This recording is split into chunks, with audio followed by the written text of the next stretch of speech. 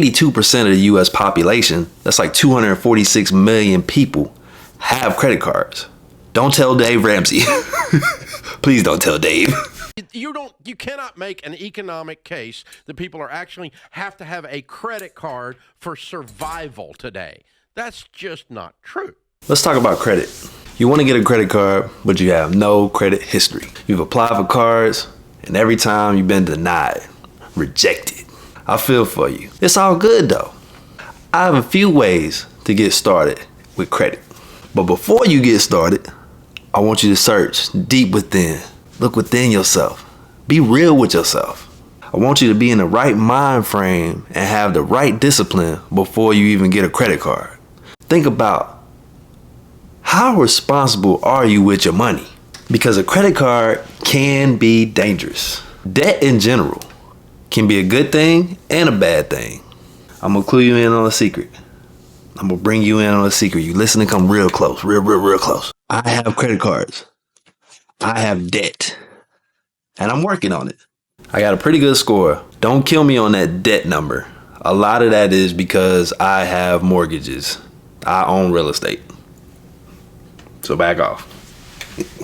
Maybe I'll do a video explaining how I have $1 million in debt. Let me know if you want to see that. Like I said before, I want you to think about it real hard. Do you really need a credit card? Are you going to use it responsibly? Because credit card debt in the US is at an all-time high. We're looking at over $1 trillion worth of credit card debt.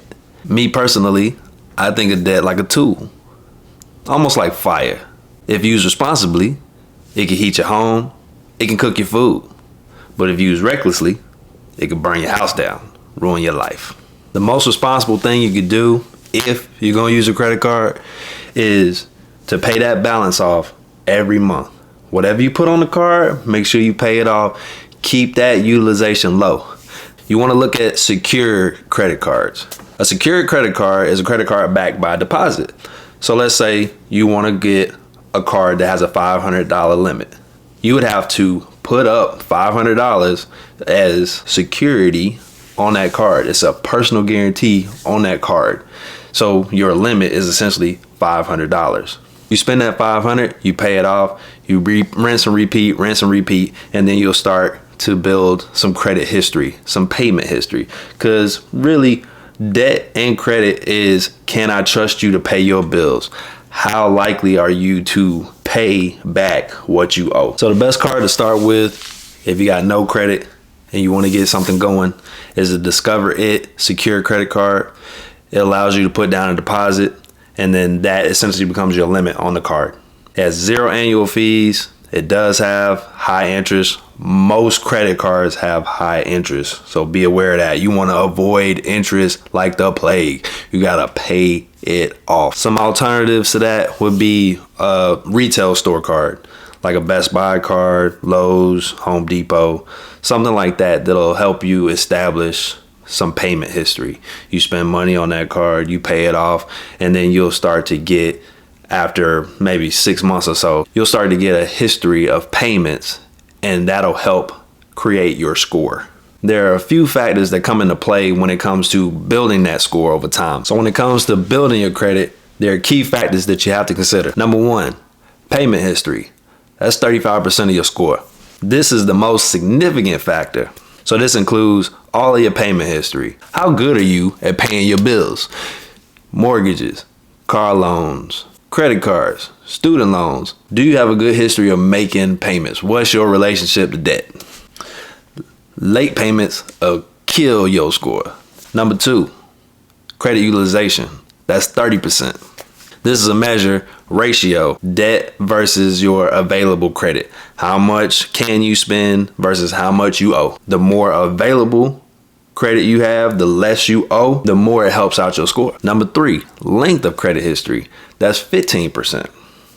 How long have you had these cards? How long have you been in a relationship with credit? The longer you've been with credit, the longer you've had these cards, the longer you've had these loans, the better it looks on your score. Number four, types of credit. Do you have a mix of accounts, not just credit cards? Do you have different installment loans, car note, mortgage, personal loans, student loans? Number five, credit inquiries. That's 10%. How many times have people pulled your credit or reviewed your credit because you applied or filled out an application for a line of credit or a loan? At the end of the day, credit cards can be a good thing. They could also be a terrible, horrible thing, depending on how you use them and how you pay them off. I have credit cards. I have debt. Most of it is because of the business that we run. We do use those cards to pay business expenses. So if you're going to use a card just to buy stuff, buy now, pay later, and buy a whole bunch of things that you don't need, forget you even saw this video. If you're going to use them responsibly and try to get the benefits of a credit card, then go for it. Get you a secured card. Get you a retail store card, try to build up some credit. Improving your credit score will help you in the future when it comes to getting approved for other loans, mortgages, car loans, etc. If you want to invest in credit card companies, click on my link below, create an account on Webull. You get a stock, I get a stock, it's a win-win. Right now, MasterCard is trading at $419.42. Visa is trading at $259.69, and American Express is trading at $189.06 at the time of this video. Remember, the world is yours. Catch you on the next one. Peace. Man, I really got $1 million in debt. I'm in trouble.